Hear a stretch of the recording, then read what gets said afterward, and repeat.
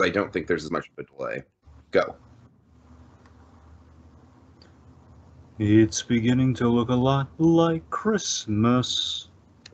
Oh, let's review. We'll analyze the scene Sounds holly jolly to me.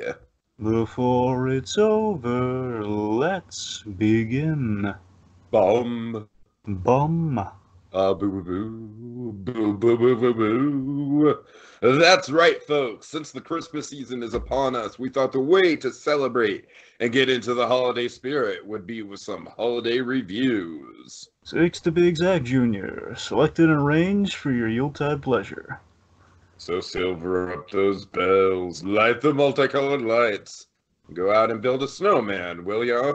As we engage in some seasonal shenanigans. All right, you feeling old-fashioned today, chum? You feeling like someone out of the 1950s? Sure. All right. So, yeah, Dragon, tonight we are doing the season finale of Seasonal Shenanigans. This is one that I have wanted to do for a while now. I will admit, a lot of my attachment to this film is because of the title song. The title song is my favorite Christmas song of all time. But regardless, I still think there's a lot to enjoy about this movie beyond the title song. We are talking about White Christmas, and this, I think, is just a man, Dragon, if there was ever a Norman Rockwell painting in the form of a movie, this might be it. Like, this thing is just so wholesome and lovable and of its time. And I don't know, it's like, to me, I've always been a big Bing Crosby fan. Of course, me, like most other kids, was probably introduced to Bing Crosby through the Adventures of Ichabod and Mr. Toad. And, ever since then, I've kind of been fascinated by the guy's, just the guy's voice, his presence, just how much of kind of like an old school sort of man's man the guy was. And Crosby always has, I mean, I will admit, like, the real guy, there's definitely some controversies there, but just in terms of his screen presence and his singing and just kind of the air of class he represents in his on-screen persona, I really love him. I really think he represents kind of like a bygone era of film and of entertainers, and he was kind of like one of those people who could do it both, man. He could sing, he could act, he could dance, he could act. He was a triple threat. And so with this movie, we have just kind of a nice, wholesome holiday affair. And it's a lot of things. It's a great sort of, sort of holiday vacation movie, if you will, kind of going to one specific spot for the holidays. It's a great, it pays homage to the troops in a really loving way. It's it's also one of those classic, like, oh no, we wanted snow, but there's no snow sort of situations. A lot to love about this one. I feel like it set kind of a high standard for Christmas movies to come. I honestly think it's probably one of the most classy and comfortable Christmas movies of all time, and I really like it. Glad we're finally getting around to it. Yeah, this is a Christmas bucket list for you. One could say a stocking list for you. Oh yeah. Yeah. So yeah, White Christmas. I tell you, man, it's definitely definitely it's a classic second to it's definitely like the classic second to something like, not counting Christmas Carol, which of course is like so many permutations of Christmas Carol you can't even factor it in there. But second to It's a Wonderful Life, probably the definitive Christmas classic. It's definitely, at the very least, if it's not the definitive Christmas classic, it's certainly the perennial Christmas classic. For sure. It's been years since I've watched this film in full. It really has. It's been, because of course, let's be honest, when you think White Christmas, you can either do the abridged version, which is you listen to the song, which is what I usually do, I'll admit, or you watch the ending. Right, right. That's kind of the abridged version of White Christmas. Now, again, I saw I saw years back in school, years back in school, and they played their music class. It was great, mind you, but still, it was ages ago. But I tell you, I love the wartime setting. I love, how it's kind of about kind of a life after kind of war and strife, and it's kind of like it's honestly it's a reunions around the holidays movie. It's kind of what it's about, all sorts of kind of reunions as well as just kind of like kind of meet and greets. That's kind of what the movie's all about, and it's something really special, really simple and special about this one. Also, I just want to add that I love the production design of this thing as well. Just especially the choreography, man. This thing kind of brought me back with, just kind of to the time where people could just put on a song and dance number, and that could just be enough to entertain the masses. And I'm not saying that in a cheap way. I'm saying like it. That's kind of one of the reasons I love La La Land so much. Going back to La La Land, and this movie kind of sort of whet my La La Land itch, if you will. So, If La La Land had a Christmas sequel, it would be Fa La La Land. Fa La La La. No, it'd be Fa La La La Land. There you go. Fa La La Land. Fa La La La Land. Yeah. God. All right. Anyways, Dragon. Without any further ado, why don't you break down the plot?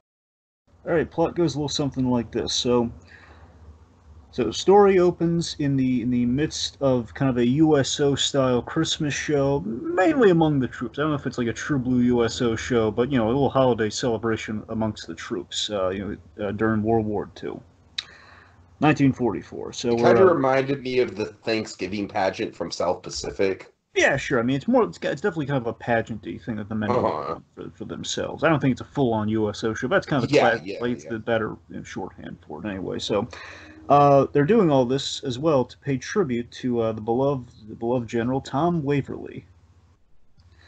And Tom Waverly, kind of beloved general amongst the group. Everything's going great until we love him. The old man. Anyway, so the festivities are interrupted by a bombing. Start this movie off in style. Right. Anyway, so Michael Bay was directing this Christmas movie. Well, that would be a sight. Anyway, so everything was put on by a singer, singer who was a captain within the army, Bob Wallace, Bing Crosby, who was saved during this kind of interruption of basically he put on this little pageant, is interrupted by the bombing, and his life is saved by kind of his cohort and all this, Private Phil Davis. The two become friends, and they become a performing duo after the war. The pair, through a series of events, meet the Haynes sisters, and they're all heading to Vermont, where they reunite with General Waverly, years later. Who at this time he runs a nice little hotel, a nice little kind of practically kind of a log cabin hotel in Vermont. So they all dream of a white Christmas and a packed house to save the old general's business. And after an on-the-nose misunderstanding and 50 shenanigans, it all comes together with a song, and it's a white Christmas after all. And that's the movie. All right, let's get into characters, starting with Bob Wallace. Dragon, you get to hear Bing sing. Sing, Bing, sing. Bada bing, he's gotta sing. All right. So Bob Wallace, I honestly really love this character. I feel like he's maybe one of the most mellow and easygoing Christmas curmudgeons we've ever had, but he is kind of a Christmas curmudgeon in a way, but for very understandable reasons. Yeah, and it's not like he hates Christmas. It's just he's not the sentimental type. Yeah. He's so much a 50s protagonist in so many ways. He's totally just a 50s man's man. you have great layers to kind of a man of the 50s. That's kind of the way we approach him. He does have a kind heart, but he doesn't wear it on his sleeve. He's all about doing the nice things with like an idea in the moment, and kind of like the idea gets steam, but he's not saying we should do this. It just kind of comes up and says, yeah, let's do that. Yeah. He's very adaptable in that way. And what I really loved about him on the rewatch here is I loved how Bob, I love how we established, Bob, he was like many people drafted in World War II or kind of drafted in times of war. They have like other things going on when they're drafted, as in he was a singer. He's probably like a crooner, kind of a career singer before the war broke out. And of course, it's kind of how we kind of get things going between our dynamic duo of the film. It's the idea that he had this life before becoming a soldier, and during the wartime experience, he meets Phil, and that kind of leads to this prominent kind of a duo act. And through all this time, Bob is a character who is he's not really out for love. He's kind of thrown himself into his work. That's kind of his character flaw. He completely throws himself into his work. He's about doing things, not so much about kind of basking in the moment and kind of the sentiment of it all. He's the best quality of his character is that he's duty bound. He's duty bound to his debt to Phil, because Phil kind of saved his bacon back during that Christmas pageant kind of USO show where he's almost crushed by a building. It's pretty much like a life debt sort of situation. Precisely, it is a life debt situation. Yeah, one of the original life debt situations. Right. Before it was like before it was a standard on sitcoms, which like, oh, now I owe you a debt. God. You saved my life.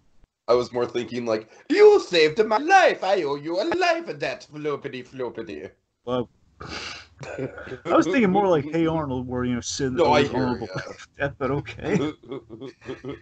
Anyway, so but yeah, I love that he's a responsible guy. He's got a moral compass. He clears things up with Betty because it's like that's the right thing to do. You two knuckleheads have kind of screwed this poor girl up. I gotta go set that straight while I'm on my business. To help the general with his thing for the holiday. So again, he's really getting things done. He's a man who gets things done. He's very much it's Bing Crosby is kind of like America's dad, but kind of in the wartime army settings. This was dad before he met mom. That's kind of that's sort of like if you want to look into the 50s, if you want to contextualize it to the 50s of the American family unit after the war, you could look at it that way, sure. Sure. Right.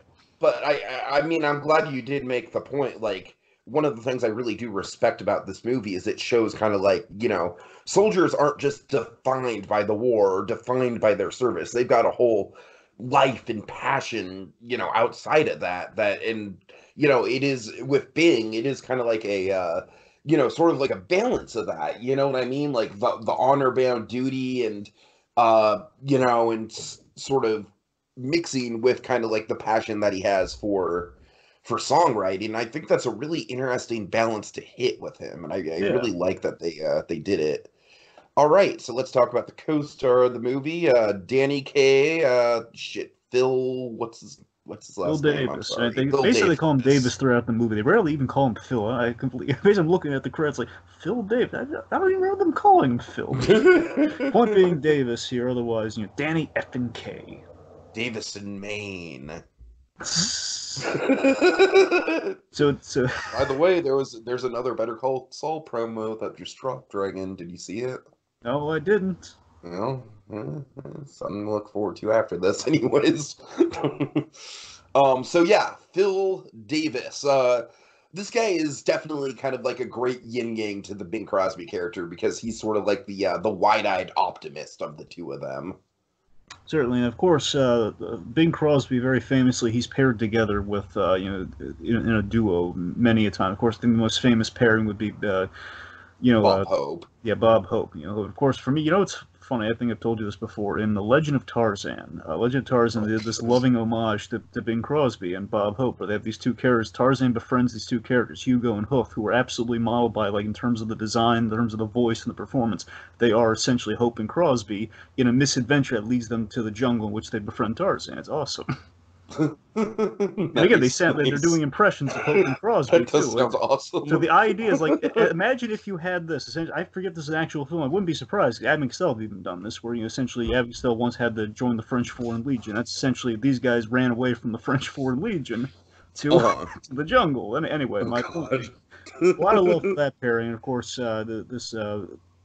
Danny Kaye actually wasn't the first choice. They had other picks. It wasn't Bob Hope. It was, I believe, Fred Astaire, because the songwriter in this movie, basically, Crosby had been paired with, had done a series of movies. I think this was the third in the rotation, 1944, which this movie kind of starts off at.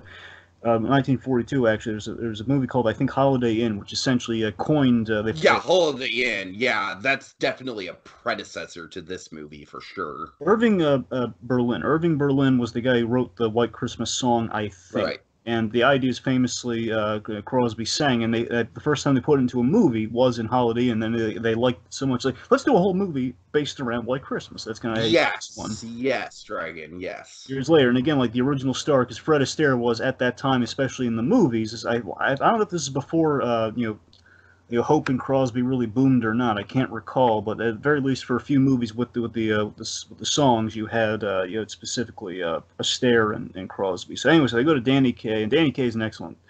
He's an excellent kind of comic opposition. He was kind of a straight man comedian dynamic almost. It's and I guess singer comedian in this case. Is Danny Kaye is quite priceless. Yeah, and like I said, he's kind of like he's kind of the head in the cloud sort of member of this duo. He more embraces the spirit of the holidays and the fleeting feeling of falling in love and holding on to that and everything. He is very much the yin to Bob Hope's gang in this regard. He's so darn earnest, and I love it. He's just so endearing. I love how he's getting flustered by the pretty girl. I love that, man. That's fantastic. He's just trying to help his friend, but also my favorite runner in the movie with him. I love the whole 45-minute runner. He just wants 45 minutes to himself. He's just mixing like collectively through his life how much time a day he'll divide between his children that he hopefully will have with a girl that he meets one day, which collectively put together will be 45 minutes.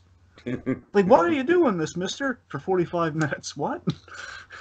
And then I will say that he definitely does some things in the movie that we might get to with Naughty and Nice, that it's like, his heart is in the right place, but man, he not always the brightest bulb in the Christmas tree, And yet he's the idea man, so it's right, kind of right. So I'm giving that regard. He's so full of energy, though. That's the thing. Like, he is the one. Like, he knows. Yeah, basically, he does have a good barometer on how Bob thinks. Like, Bob would appreciate this, and he will appreciate this, just not this very second. Exactly. All right. So yeah, very fresh-faced dynamic with Bob Hope, like we already said, kind of like the cynic versus the star-eyed optimist. Very, very fun dynamic there. Yeah. All right. Hey, so now let's get to the sisters. They're sisters. That song is so old-fashioned, Dragon. No, it is quite delightful, though. Sisters. All right. So, do you want to talk about them like individually, I guess? Yeah, let's bring it in, because Betty, they are honestly, I found them both reflective of their of the man that they're kind of linked up with. Oh, they absolutely are. Yeah. So Betty is definitely the more maternal of the two. She's kind of the older one who sort of had to kind of, not necessarily raise the younger sister, but maybe kind of take the younger sister under her wing.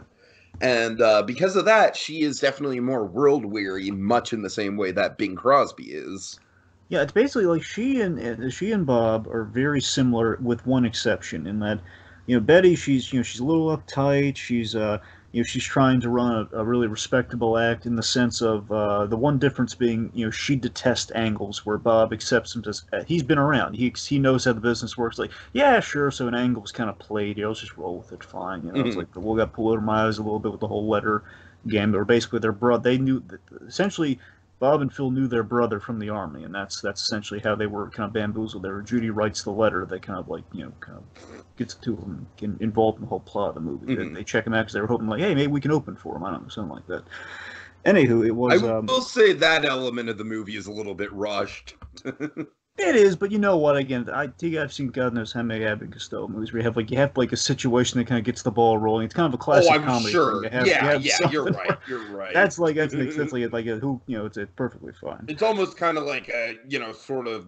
It's not necessarily a smack on the movie. It's more so a commentary on how movie storytelling has evolved since then. Exactly. There's a brother we've never met, like a brother we never dedicated any time towards. It was the 50s. It was 50s, and time was money.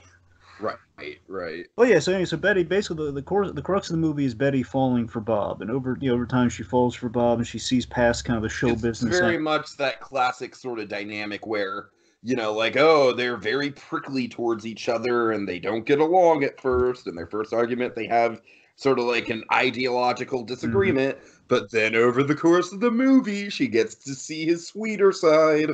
That is true. But again, that absolutely a reflection of Bob. Very skeptical of falling for somebody, especially the other person. And over time, again, through the nudging of their other half, they're brought there.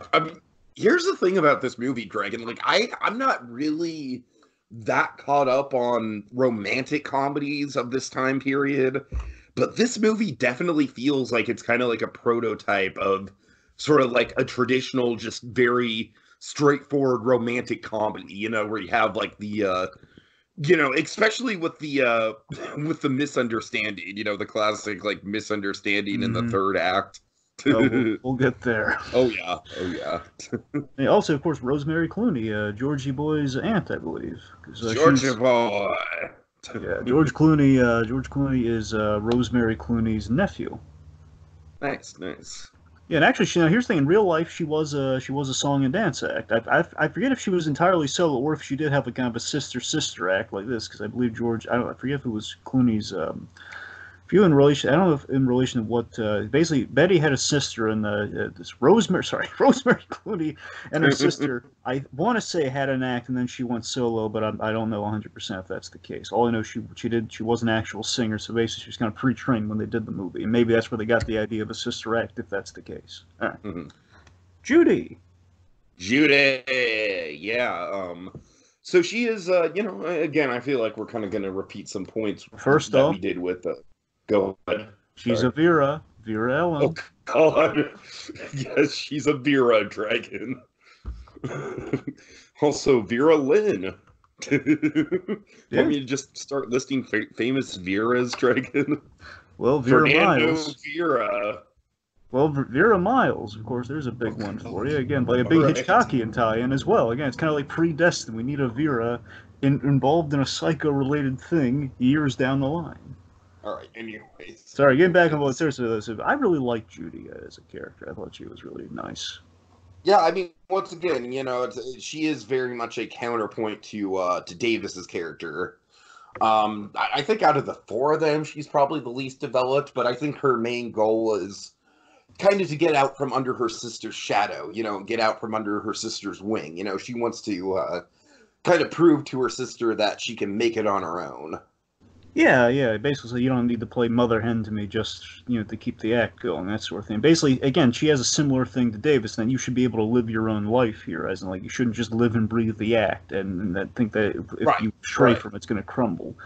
In that, again, she's definitely the warmer of the two sisters. A little flirtatious. She has it bad for Phil, which I think is adorable. Yeah, yeah. She very, again, absolutely, she reflects Davis looking out for her sister. And honestly, she shows the initiative because, again, the whole letter angle, that was her thing. She made the whole movie happen, that Judy, so she's very valuable. Yeah. Yeah. Not much to it other than that, but like I Got said, great probably the chemistry with least Danny Kaye. developed. But she does, absolutely, All right. absolutely. All right, now let's talk about. Here comes the general, man up. Here comes the general. Sorry, Hamilton. Let's talk about the general. Yes, my favorite character in the whole piece. I love Tom Waverly, man. I love the general. So Dean Yeager plays the Dragon, one could say, because you love him. You love him. the old man.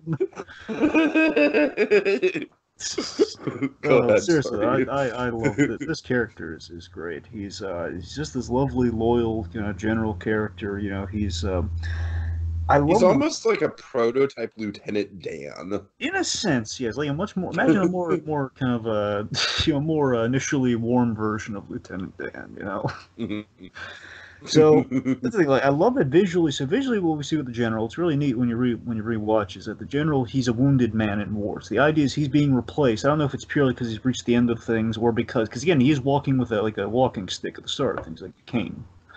And that implies to me that he was wounded, he needed to be replaced, and he was going to be able to go home or like sort of like a maybe not Purple Heart. But I mean, he was injured in the line. The point being, he's going to be sent home for some reason back then, and he's replaced, but he still likes to serve his country. And of course, later on, we have the letter scene. Man, oh, the letter scene breaks my heart. It's so beautiful. Where Oh yeah, that was kind of a contender for one of my favorite moments. where the idea I didn't want to have all general moments. That's why I kind of left the letter scene to go to. But the idea though being that again, Also, it's a big part of his character development, yeah, and that's kind of one of the like when choosing favorite moments, I kind of try and steer away from character development talking points. Anyways, exactly. Similar thing too, yeah.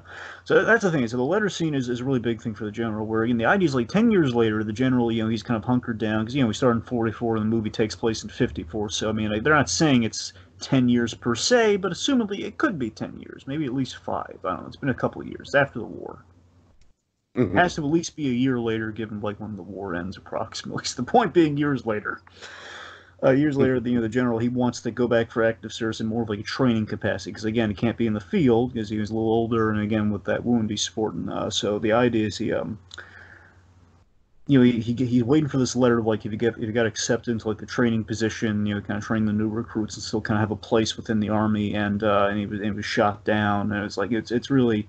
It was really heartbreaking. That's the thing. I love. There's a general sense that general is the heart and soul of the movie in a sense. Absolutely. They're doing all of this for him. He has such a quiet dignity about him. Dragon, he's the rec center. You know what I mean? In that classic sort of storyline, like he is the rec center. We need to save him. Sure.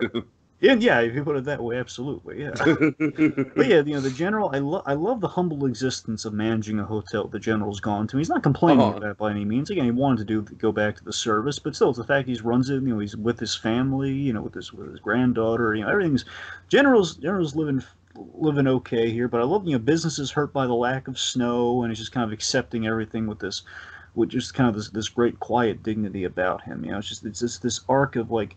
Of service that he's dedicated to, rejects him, but by the end of things, the men still rally for him. That's kind of the heart and soul of the story. Is that even though things aren't kind of quite the Norman Rockwell painting as on the surface, deep down it all is. It's in an unconventional way. It'll manifest itself. I guess it's kind of like the message with the general character. He's just this lovely and loyal guy. I love him to pieces. Really, he's wonderful. All right. We'll get to more moments later on. I don't want to shoot my load all. We'll get there. Okay, so it's time to make our list, check our twice, and for the last time this year, find out what's naughty and nice. All right. So you might think, White Christmas, what are you, nuts? What's naughty in White Christmas? What's wrong with... There's a couple things. I know that's what you're talking about. So... I think easily the biggest flaw in the movie, I think, is the big misunderstanding. Like, oh, we're gonna get engaged because that's gonna lead to her wanting, seeing. I don't know, that whole thing could honestly, like, I don't want to say it could be cut out of the movie because it is a big part of the plot, but it is kind of when I start to phase out until the end. You know what I mean? See, here's what happens. So I'm looking at this movie. It's been years since I've seen this movie. See, it's a 2-hour runtime. It's an old movie, which means credits aren't going to be long. So there's only 10 minutes of credits that we have now. Exactly. So anyway, regardless, I'm seeing, 2 hours, I'm thinking, oh man, I wonder if this is going to be one of those things where we run out of steam at a certain point, we're just kind of, we're dragging on. I wonder how the pacing is going to be coming back to the movie. And honestly, as I'm watching, it's like, man, our pacing is really good. I'm invested. It's a very simple pacing is really solid pretty much throughout, yeah. Well, here's the thing. The pacing is really good up to the point of the misunderstanding. Then it's like, exactly. At that point, we have roughly, let's say 20 to 30 minutes before we get to the ending. Obviously, the ending is pivotal, but I'm saying that up to that point, basically, the misunderstanding of like the phone call where I believe Emma's like essentially the landlady, the lady who runs the hotel.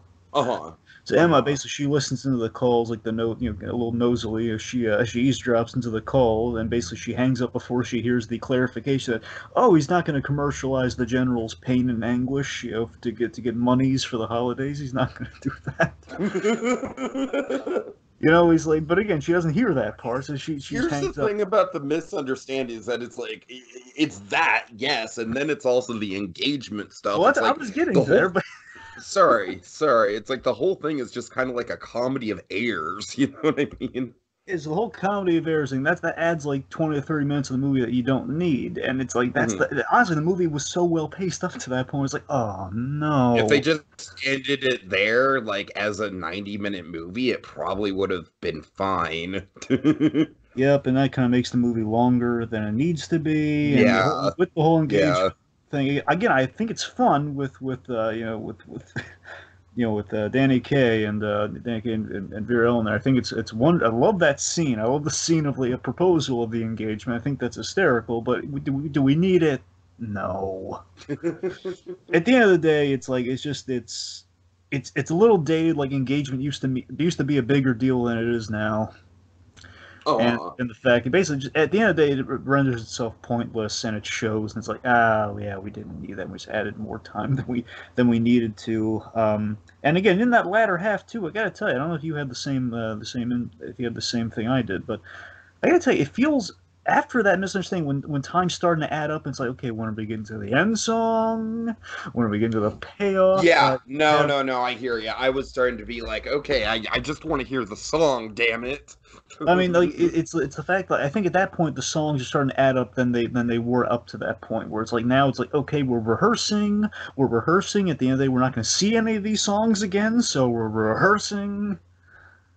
A lot of rehearsal stuff in this movie. That's also maybe a little bit of a flaw. That's what I'm saying. But again, it only becomes apparent when you're waiting for the ending. Uh-huh. And also one last I I have a will say minor. the choreography song is like it's well choreographed as the name would suggest, but it's kind of pointless. That's what I'm saying. Like that specifically. Like they mean the whole like kind of the knockoff of Bob Fosse. That whole. Uh-huh. Also, this is a nitpick. I don't know if it was purely beyond their out of their control because I'm pretty sure it was in the '40s, so they should have been able to use this song. And of all the songs they jammed into the movie, they couldn't have had "Moonlight in Vermont." Right. I think it's also technically I forget if it's a seasonal song or what, but still, seriously, you couldn't have had "Moonlight in Vermont." Really, you're in Vermont. All right. Anyway, okay. Okay, so nice. I mean, I we've already been over a lot of it, but this I feel like this is a very kind of like it set the standards for a holiday romantic comedy in a lot of ways. I think the chemistry between the two leads is absolutely impeccable. They're just a joy to watch together on screen. I mean, let's face it, Bing Crosby is one of the greatest singing voices of our time, and it's just wonderful to get a movie musical filled with his singing voice, just in you know, no matter what movie it is. I think the production values are really on point. You know, we get a lot of lavish dance numbers. The choreography is really good. I like all the sets. I like the you know, the humble storyline that we have. Chime in here, Dragon. Yeah. Of course, with the songs, I mean, a few that stick out to me. "The Old Man," that's a really great one. As we've already established. Let's see. So, of course, "Sisters," and of course the whole like the old the gag where they're basically performing for the sisters to buy him time. So again, as you mentioned, the old school production design does go a long way. The set design, honestly, I love the spatialness of the set design. I love how like we're pulling away things from the set and we're revealing it. Of course, like the opening set where we have like kind of the dilapidated, kind of war torn building as kind of our makeshift stage. It looks really good. This is going to sound simple, but the snow does look great. It does. It does. That's 50 snow, man. Yeah. Yeah, it's I love the straightforward goal. I love how the goal is so straightforward. And that we like snow. I don't know if we're gonna make it happen, but we like snow, obviously. But also we want to have the place full for the general. So again, it's all in service of the general. Very straightforward in the goal for the film. And also again on the side, it's like you maybe get these two crazy kids together. You know, maybe let's make a little bit of that happen. Again, it's very simple in our goals for the movie. Mhm. Classic songs, the production numbers, again with the choreography and such. With the chemistry specific, I love how the friendship plays in that they have the ability to bounce back. Where you can see the frustration in Bing Crosby, but you can also see him like at the end when he's like really mad after the whole engagement reveal, and I have to go straighten this out. And then you break your arm, break your legs, just keep the general away from the TV. Yeah, whole thing. But don't break anything important. He's pointing, but at the end of it, he says, "But don't break anything important." He's pointing to his face and singing ability and everything. Where it's like, yeah, you and I are still buddies, though. I'm a little peeved at you, but hey, don't you? Right. They bounce back tremendously well in that regard. Let's see. Also, I do like the Emma Allen character. The lady who runs the hotel. I mean, specifically, I like her more towards the end. I love the because then she was responsible. I'm not a big fan of her just because she's just such an eavesdropper and proud of it, and she's kind of a shit disturber. Yes, but that's what I'm saying. More so, I like her in the latter half because in the latter half she's this great bit where she basically has to kind of like kind of cajole the general into putting his uniform on again, and she has this great line. She says, I used to command 15,000 men. It took one, and it would take 15,000 men to replace me." Yeah, that whole thing, where basically that side of her I really liked, but yeah, you're right. The eavesdropping thing is not flattering upon her character. Let's see, great comedy of Danny Kaye, especially when he's feigning the broken leg and everything. Oh God, I fell on my leg. Might be a temporary fracture. That whole thing is quite great. And again, I love the wartime opening and kind of the post-war jump. Yeah, that's really. In fact, we get to see a little bit of like during the war, and of course linking up with where we're at now in the '50s. So that's kind of. Yeah, totally. All right. Dragon, who has the first chronological favorite moment? That would be here? me. Okay, go ahead. All right.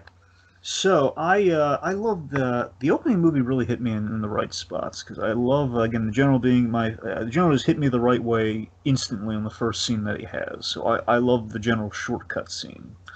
Where basically we have the new general is going to be more of like a no-nonsense, how dare these men celebrate Christmas, they're going to be shipped out tomorrow, that whole thing. And you have Waverly, who's our guy, and of course Waverly, this scene tells you everything you need to know about General Waverly, like why he's so lovable, and again, we strike a very important thing, we're going to be doing a lot for this guy, so if we don't instantly like him, it's going to be a buy, like why are we going out of our way to put on this whole white Christmas affair at the end? And Waverly has this thing where he basically says, he says, like, take me to command so I can basically whip every bases. So I can put a damper on the party. He says, oh yes, you private, you sergeant, you take him, take the shortcut though. And of course, in the shortcut being a code for take the like hour and a half way long. Right. Hour and a half way. He says, and tells Joe, like one of the other privates or something. He says, wait, why are you taking the shortcut? It's going to take him an hour and a half to get back to the command center. He says, Joe, you know that, and I know that, but the general, he doesn't, and he won't for an hour and a half. And and also they walk the corner. We lead to this great shot of the war-torn stage that's completely, literally around the corner. It's a beautiful shot, all in one. And I have more stuff that kind of ties into like kind of the payoff of something. Let's just say that tells you absolutely everything you need to know about the general. He's got a wonderful smile on his face. He just kind of sits amongst the rank and file, just kind of enjoying the little Christmas performance. The fact that he could have put a damper on things, and he told the general as much without insulting, without saying like, "Oh, come on, General, lighten up." He just said, "Well, I'm sure they'll be in good hands once you're in charge, sir." Yeah, that whole thing. It's really sweet. It's a really great introduction to him. All right. So then we go to snow. You had to fight. I had to fight you for this, Dragon. Yeah, but I listen to this song on the regular around the holidays. I love this song. Snow. And honestly, I love the Seth MacFarlane. I always listen to the Seth MacFarlane rendition of Snow around the holidays, and it's wonderful. They were on his Christmas CD. Anyway, so Snow already is just a great song, but also it sets up the symbol of Vermont, and like we heavily pulled the rug out from under us, the viewers here. Where it's like we're expecting to go to Vermont, and we're piping it up here. It's going to be covered in snow and skiing and like hot cocoa in the lodge, and all this stuff. Man, I'm sure it's going to be great, and we're kind of hyping up it's like the most glorious commercial for snowfall you've ever seen. Right. And like they're using napkin. I love the napkin shot, man. The napkin shot is awesome. We're using like a blue napkin and a white napkin, like dumping some parsley on it. Basically, sitting like the mountains of Vermont with like the little ad for Vermont behind them. It looks great. We're using this kind of the train set. It looks great. It complements a really good song. It's just utterly delightful. And again, a little symbol for what's to come, and at least what we're hoping to come. Right. And lastly, easily, oh my goodness, okay, another General Waverly scene here, the surprise reunion, which basically it's a full circle thing. Because I could have taken the one at the start of the movie, but it all comes together here. So I love the full circle payoff to the start of the film, where the general he's really touched by the fact that the men are like doing the old man song, and they're basically paying tribute to the general who they really liked, who's going to be leaving them. And at the end of the movie, the whole thing, the whole affair that we've been keeping it secret from the general, we want to surprise him. We, the audience, know he's going to be surprised, but he doesn't. We've got him in his uniform, which is all nice and dandy. He walks downstairs and he sees all the men from Act One are in uniform. The general does what he did before. He begins to dress him down, but with a smile on his face, he dresses him down, saying like, "Oh, this is the worst outfit I've ever seen. You guys got to be in the shape, all that sort of stuff." But he walks up on stage, and with the softness and the sincerity, what really moved me about this scene, it moved me in the first scene too, but it has like there's kind of a wonderful symmetrical payoff here, where in Act One, he was so touched and surprised by what they did for him there. He didn't have the words where he says, "How am I?" Basically saying that he really is going to miss this job, but he can't muster again. Kind of the '50s man in play at play here, where he can't muster it. Where he says, "How am I going to? I just don't just stand there. Tell me, how do I get off?" We had that in Act One, where he just doesn't have the words to express it, especially in like a military setting. He doesn't know how to say, "Guys, I'm so touched by this." But now, years later, he's found the words when it's happened again, like kind of an anniversary set. Never, never have I seen something so sloppy, and never have I seen anything so wonderful in all my life. Thank you. And it's utter. It brings a tear to the eye, man. And it's followed by snow, man. It's awesome. All right. You get the military reception, and it's snowing. You get the white Chris. That's all wonderful. Okay. All right. So yeah, so for me, I'm gonna highlight I think all my moments are musical numbers. Yeah, they are. So I am going to start with the best things happen when you're dancing.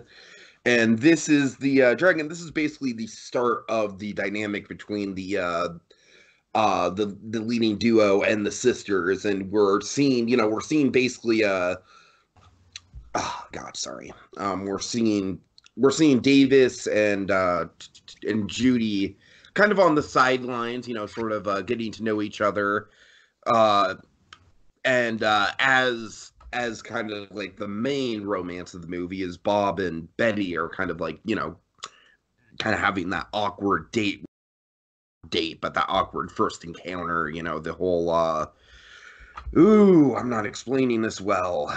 But the thing with the anyways, angle, the whole like you used an angle to exactly, get, don't worry exactly. about it, don't sweat it. Thank you.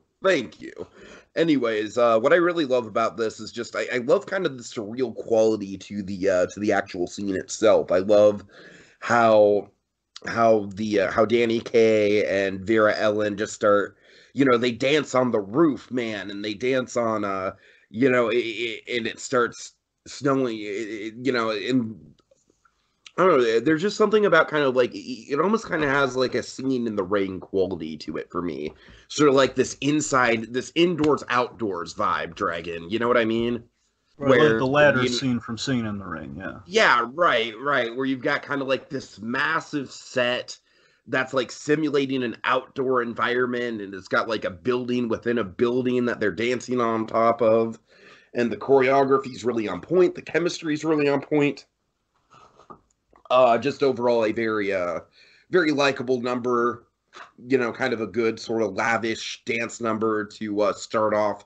It's probably one of the first really big choreographed numbers in the movie.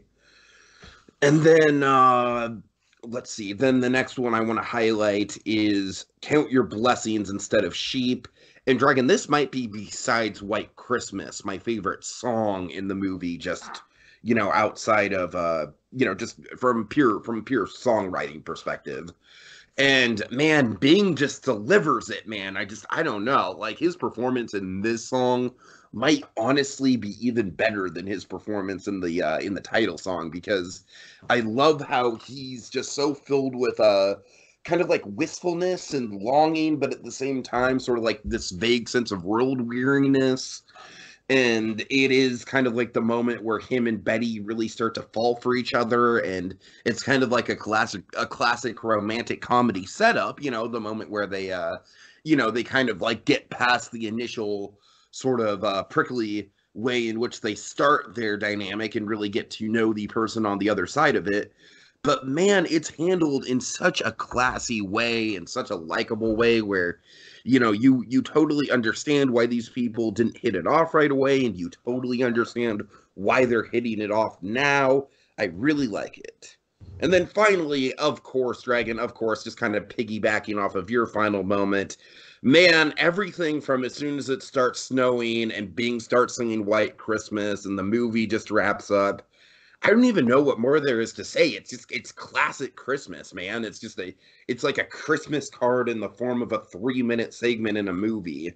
Um, I don't know, Dragon. Let's talk about the song itself, because for me, it is my favorite Christmas song of all time.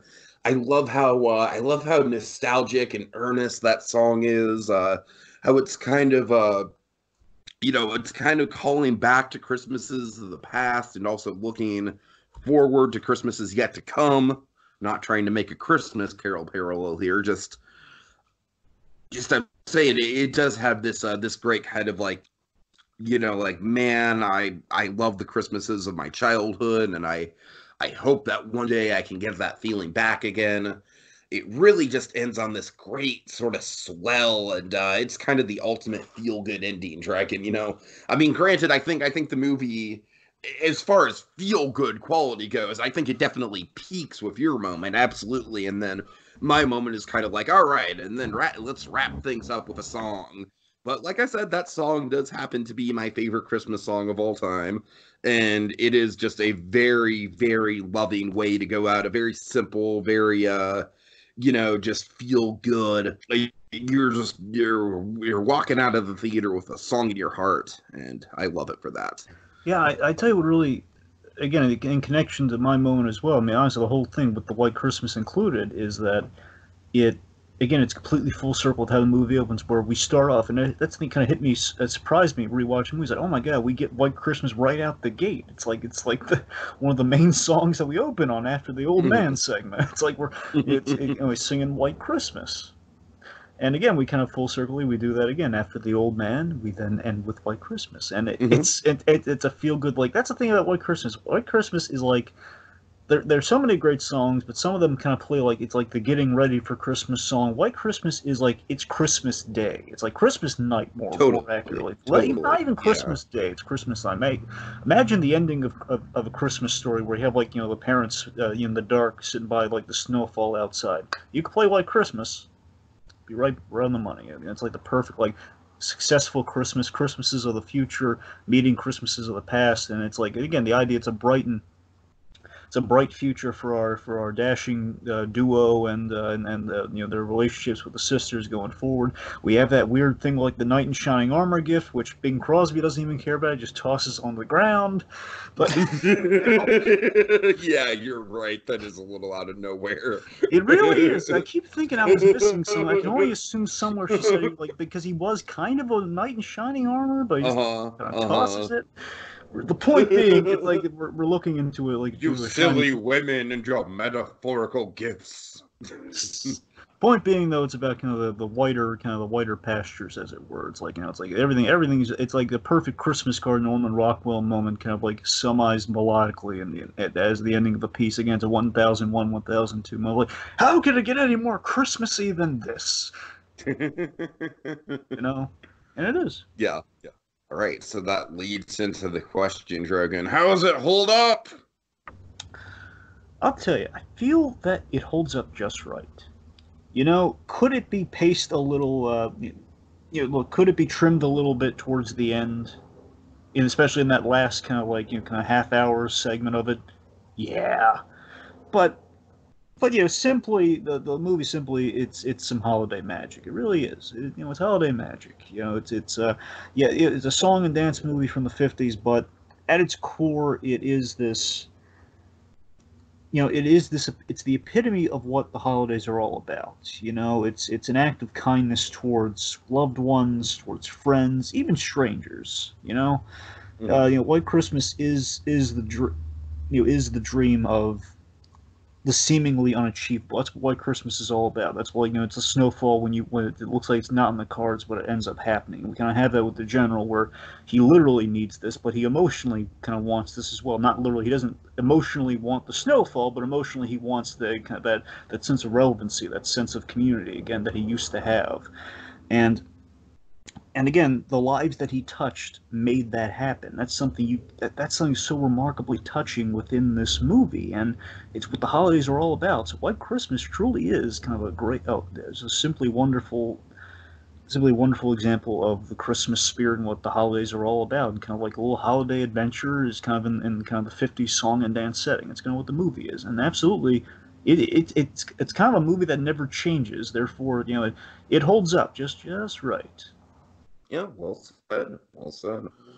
All right, take us out, Dragon. Well, folks, time to dash away, dash away, dash away all. But as we wave goodbye, don't you cry. We'll be back again next year. With even more seasonal shenanigans. Babu, babu, babu, babu. Fa la la la La la la la la la la la la la la la. la. Because we love him. We love